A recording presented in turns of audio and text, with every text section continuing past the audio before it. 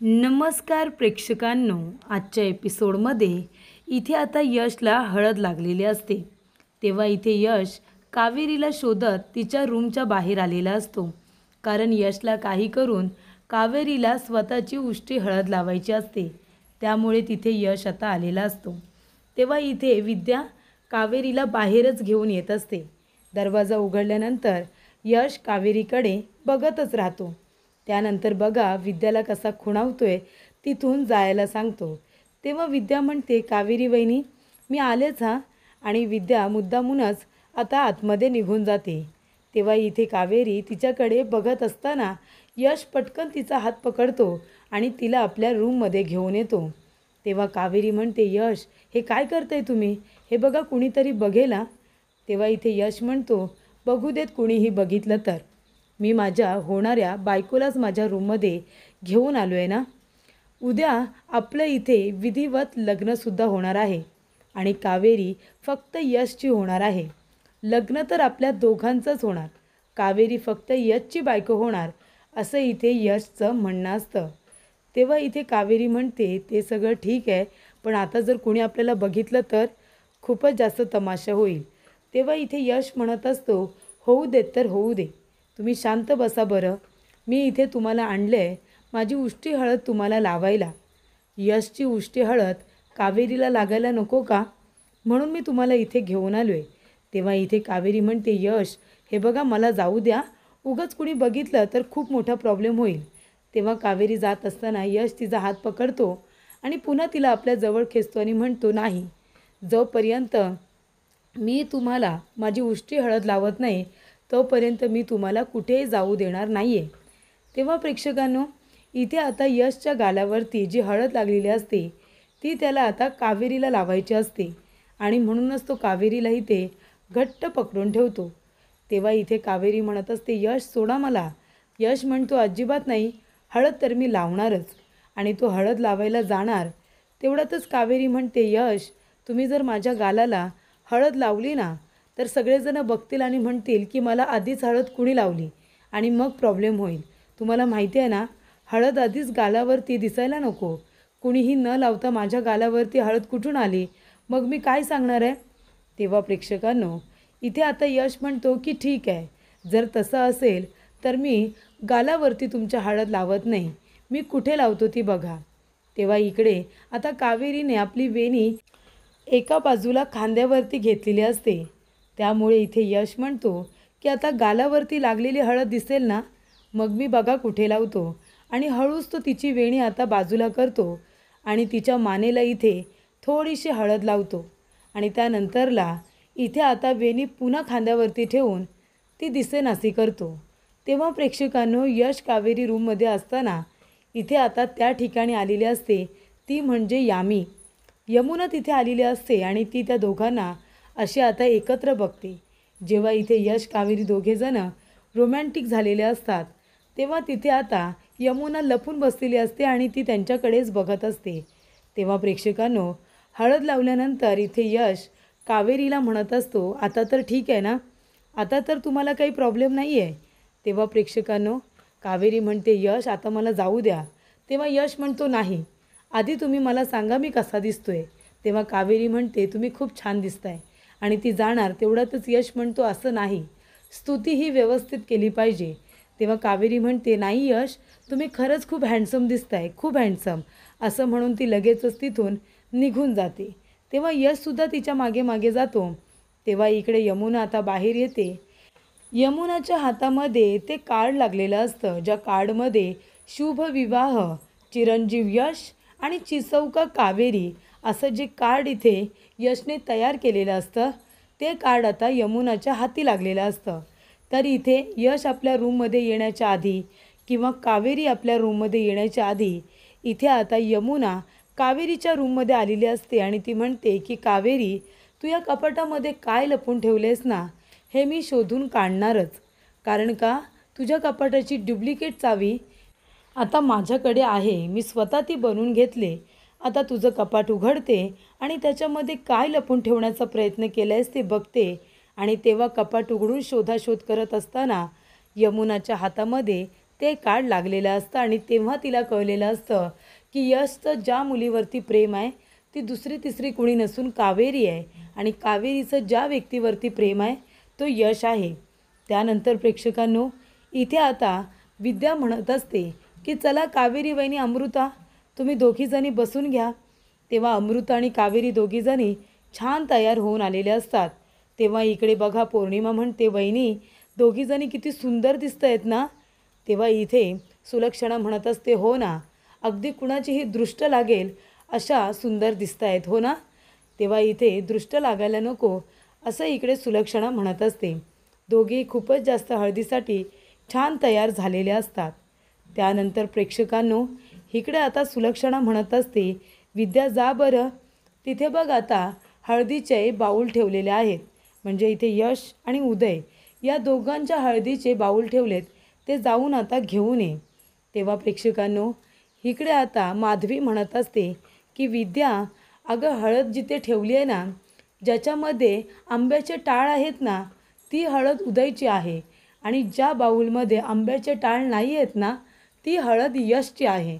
त्याच्यामुळे व्यवस्थित आण आणि तिथे ठेव. तेव्हा इकडे विद्या म्हणते, हो हो ठीक आहे. त्यानंतर प्रेक्षकांनो, इथे आता विद्या जेव्हा हळदीचे बाऊल उचलायला येते तेव्हा ती म्हणते, नाही नाही, काहीही झालं तरीसुद्धा उष्टी हळद ही आता कावेरी वहिनींना यश भाऊजींचीच लागली पाहिजे. तेव्हा इथे आता उदयच्या हळदीमध्ये जे आंब्याचे टाळ असतात ते यशच्या हळदीवरती ठेवले जातात आणि प्रेक्षकांनो, इथे आता यशच्या हळदीवरती टाळ नसल्यामुळे सगळ्यांना असं वाटतं की ती हळद यशचीच आहे, जी की उदयची असते. त्यानंतर प्रेक्षकांनो, इथे आता विद्या ते दोन्ही बाऊल घेऊन येते आणि कावेरीच्या इथे यशची उष्टी हळदच ठेवते आणि त्यामुळे प्रेक्षकांनो, इथे आता हळदीचे बाऊल ठेवल्यानंतर कावेरी मनामध्ये विचार करत असते की ही अमृता एवढी खुश आणि समाधानी का दिसते.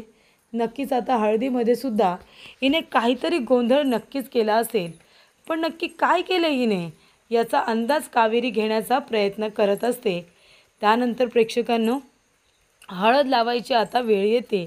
तेव्हा सुलक्षणा म्हणत असते, मी काय म्हणते माधवी, तू जा आणि अमृताला सगळ्यात आधी तू हळद लाव. कारण कसं असतं, इथे प्रत्येक मुलीला पहिला हळद लावण्याचा मान हा आईचाच असतो. तू पहिली हळद लावायची अमृताला, कारण तो मान फक्त आणि फक्त तुझा आहे. जा, तुझ्या लेकीला जाऊन हळद लाव जा. तेव्हा प्रेक्षकांनो, इथे आता माधवी येते आणि ती आता इकडे आपल्या मुलीला हळद लावणार असते. तेव्हा प्रेक्षकांनो, इथे आता माधवीला तो मान दिलेला असतो, कारण ती अमृताची आई आहे. तेव्हा इथे कावेरीला आपल्या आईची आठवण येते. ती म्हणत असते, आई बाबा, आज तुमच्या कावेरीची सुद्धा हळद आहे, उद्या तुमच्या मुलीचं लग्न होईल. तेव्हा इथे कावेरी म्हणत असते की मलासुद्धा तुझी खूप आठवण येते आई. आज तू जर असतीस तर मला हळद लावली असतीस ना. जशी अमृताची आई तिला लावते तशी माझ्या आईने सुद्धा मला हळद लावली असती, असं इकडे कावेरीचं म्हणणं असतं.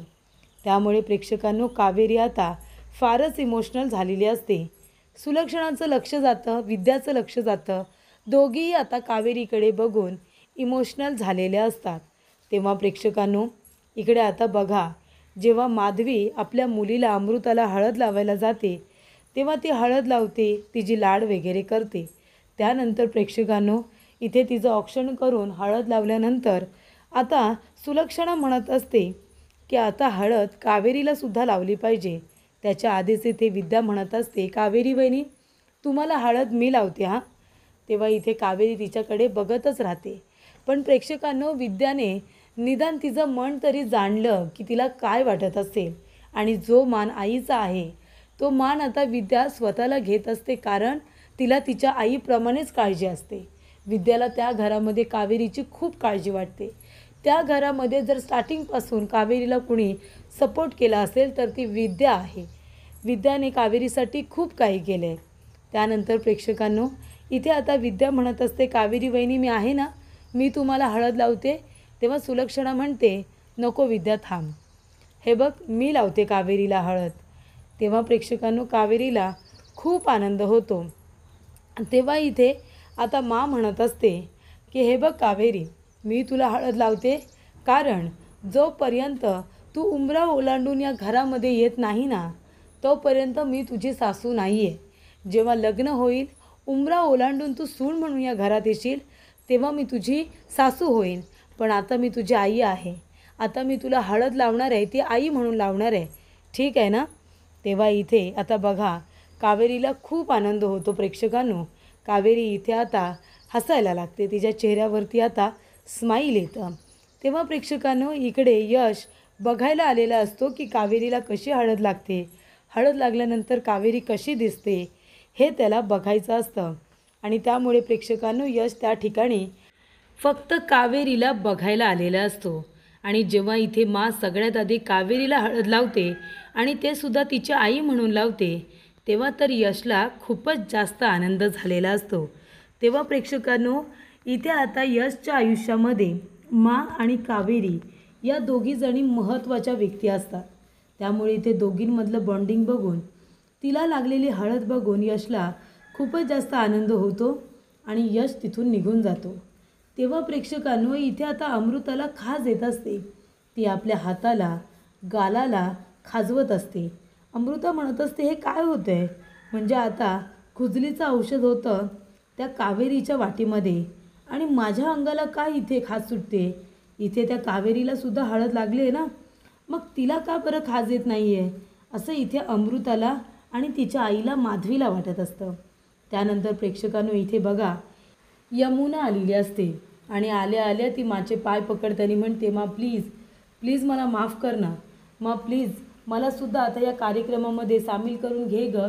घरामध्ये 2-2 लग्न आहेत आणि एकाही कार्यक्रमामध्ये मला सहभाग घेता येत नाही आहे. मा प्लीज प्लीज मलासुद्धा माझ्या भावंडांच्या लग्नामध्ये सामील होऊ दे.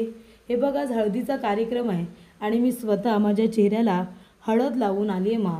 पण आता प्लीज आता नाही म्हणू नकोस, मलासुद्धा ह्या कार्यक्रमामध्ये सहभाग घेऊ दे. माझ्या भावंडांचं लग्न आणि मी कशी काय गं या घरापासून लांब राहू? तेव्हा इथे आता कावेरीलासुद्धा यमुना म्हणत असते, कावेरी अगं तू तरी काहीतरी बोल ना गं. मी मान्य करते की मी तुला त्रास दिला, पण हे सगळं मी मुद्दामून नाही केलं गं. त्याच्यामागे काहीतरी कारण होतं आणि हे तुला पण माहिती आहे. पण प्लीज आता मला माफ कर ना. तेव्हा इथे सुलक्षणा म्हणत असते, नाही आताच्या आता तू इथून निघून जा. तेव्हा इथे कावेरी म्हणत असते, मा मी काय म्हणते, प्लीज तुम्ही इथे यमुनाताईंना माफ करा ना, त्यांना त्यांच्या चुकीची जाणीव झाली आहे. तेव्हा इथे कावेरी म्हणते, यमुनाताई तुमच्याशिवाय या घरातला एकही कार्यक्रम होऊ शकत नाही. तुम्ही कार्यक्रमामध्ये हवेच आहात. तेव्हा प्रेक्षकांनो इकडे आता कावेरी जेव्हा इतक्या मनापासून म्हणते, तेव्हा मग सुलक्षणा म्हणते, बरं ठीक आहे, तू या कार्यक्रमामध्ये सहभागी होऊ शकतेस. तेव्हा इकडे यमुना म्हणत असते, मा मी जाऊ का कावेरीला हळद लावू? तेव्हा इथे मा तिच्याकडे रागाने बघायला लागते. तेव्हा इथे सुलक्षणा म्हणते की बरं ठीक आहे जा. कारण यमुना म्हणते की ठीक आहे, तुझी इच्छा नसेल तर मी नाही लावत हळद. पण इथे मलाच वाईट वाटतं आणि मा म्हणते, नाही नको जा, लाव बरं हळद. तेव्हा प्रेक्षकांनो इथे आता यमुना येते आणि स्वतःच्या हाताने कावेरीला हाताने हळद लावते. तेव्हा प्रेक्षकांनो अमृता मात्र आता ती हळद खाजवत असते. तिला इतकी खाज येत असते ना, तर प्रेक्षकांनो इथे आता अमृता पूर्ण आता वेडी झालेली असते, इतकी तिच्या अंगाला खाज येत असते. तेव्हा ती म्हणत असते की ही खाज तर त्या कावेरीच्या अंगाला यायला हवी आहे ना, माझ्या का येते? त्यानंतर प्रेक्षकांनो इथे बघा, आता यश खूप जास्त खुश असतो. कारण का, त्याचा आता कावेरीबरोबर लग्न होणार आहे म्हणून. कावेरी त्याच्या आयुष्यामध्ये कायमची येणार असते. तेव्हा इकडे आता त्याच्या जिजूंचा म्हणजे मोहितचा फोन येतो. मोहित म्हणत असतात की यश तो फुलवाला सापडलेला आहे, त्याचा ॲड्रेस आपल्याला मिळाला आहे, तू लवकरात लवकर ये, आपल्याला तिथे जायचं आहे. तेव्हा प्रेक्षकांनो इथे यश म्हणत असतो की हो जिजू, मी आलोच जिजू. तेव्हा प्रेक्षकांनो इथे आता यश म्हणतो की यस, तो फुलवाला सापडला आहे ना, आता सगळ्या गोष्टी सोप्या होऊन जातील. तेव्हा प्रेक्षकांनो इथे आता लग्नाचा दिवस असतो. इथे आता कावेरी छान तयार झालेली असते आणि मा तिला तयार करत असते. मा म्हणत असते, कावेरी मी स्वतः तुला तयार करणार आहे. तुला असं नको वाटायला की तुला तयार करण्यामध्ये तुझ्या आईचा सहभाग नव्हता. मी स्वतः तुला छान अशी तयार करते हां. तेव्हा प्रेक्षकांनो सुलक्षणा म्हणते की आज मी स्वतः माझ्या हाताने तुला सगळे दागिने घालणार आहे आणि त्याच्यामध्ये तू खूप सुंदर दिसणार आहेस. आधीच तू सुंदर आहेसच, पण खूपच सुंदर दिसणार आहेस तू, कळते का तुला? तेव्हा इथे आता इतकं प्रेमाने सगळं बोलते, कावेरी इमोशनलच होऊन जाते. कावेरी म्हणते, तुम्ही किती विचार करता हो माझा. तेव्हा म्हणते, मग अगं तू माझ्या घरची मोठी सून आहेस, तुझा विचार नाही करणार तर कुणाचा विचार करणार? जेव्हापासून या घरामध्ये आली आहेस फक्त आणि फक्त या घराच्या भल्याचा विचार करतेस, मग तुझा विचार आम्ही करायला नको? असं इथे सुलक्षणा आता कावेरीला म्हणत असते. त्यानंतर प्रेक्षकांनो इथे आता यमुना खूपच छान तयार झालेली असते. यमुना म्हणत असते, काय ब्रो, संदीपला म्हणत असते, काय ब्रो कसं केलेस बघ डेकोरेशन, खूपच छान. तेव्हा इथे संदीप म्हणतो, कसं केलं आहे तू सांग, तुला आवडलं का हे डेकोरेशन? तेव्हा इथे यमुना म्हणत असते, ब्रो अरे तू केलेलं डेकोरेशन कधीच फेल जाऊ शकत नाही, अप्रतिम डेकोरेशन करून घेतलेस, मस्त. तेव्हा इथे संदीप म्हणतो, मी काही केलेलं नाही आहे, मी फक्त सुपरविजन केले. तेव्हा यमुना म्हणते, अरे ते सुद्धा तेवढंच महत्त्वाचं आहे. तेवढ्यातच तिथे आता प्रेक्षकांनो आलेला असतो उदय आल्यानंतर इथे यमुना म्हणत असते, दादा मला जरा तुझी हेल्प हवी आहे रे, मला ना इथे एक प्रोजेक्टर लावायचं आहे. कारण कसं आहे ना, तुमचं जेव्हा लग्न होईल ना त्यानंतर मी तुमच्या दोन्ही कपल्सचे फोटो असे तिथे प्रोजेक्टरवरती लावणार आहे. किती छान दिसतील ना, सरप्राईज देणार आहे तुम्हाला. तेव्हा प्रेक्षकांनो संदीप म्हणतो, ठीक आहे प्रोजेक्टर इथे ठेवूया, स्क्रीन तिथे लावूया, म्हणजे कुणाला अडचणही होणार नाही. तेव्हा इथे उदय म्हणतो, बरं ठीक आहे, कुठे लावू प्रोजेक्टर तेवढं सांगा. तेव्हा इथे जागा सांगितलेली असते आणि प्रोजेक्टर कुठल्या ठिकाणी ठेवलं आहे ते सुद्धा संदीपने सांगितलेलं असतं. तेव्हा इथे यमुना म्हणत असते, वा, जेव्हा तुम्ही सगळेजण लग्न झाल्यानंतर इतके छान तयार झालात, तुमचे फोटो काढले जातील, ते प्रोजेक्टरवरती दाखवले जातील ना, बरोबर की नाही?